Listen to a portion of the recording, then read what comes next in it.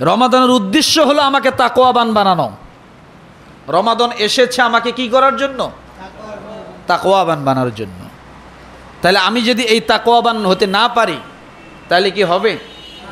তাহলে তাকওয়াবান হওয়ার জন্য, এই রমাদান থেকে উপকৃত হওয়ার জন্য আমার কানের হিসাব রাখতে হবে, কানের দিক খেয়াল রাখতে হবে, চোখের দিক খেয়াল রাখতে হবে, জবানের দিক খেয়াল রাখতে হবে। পারবো না? ইনশাআল্লাহ পারবো না? আপনি এই কয়টাকে নিয়ন্ত্রণ করেন, আপনার রোজা হবে সত্যিকারের রোজা।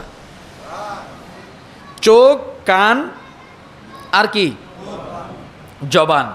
এই কয়টাকে আপনি নিয়ন্ত্রণ করেন, আপনি তাকওয়াবান হয়ে যাবেন। কি হয়ে যাবেন? তাকওয়াবান হয়ে যাবেন। জবান যদি কন্ট্রোল থাকে, এই হৃদয়ে যতই শয়তানি থাকুক না কেন বেশি একটা লাভবান হতে পারবে না। কি হতে পারবে না? খুব একটা লাভবান হতে পারবে না।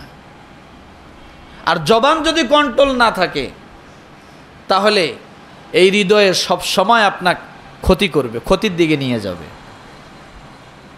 এই জন্য বলা হয়েছে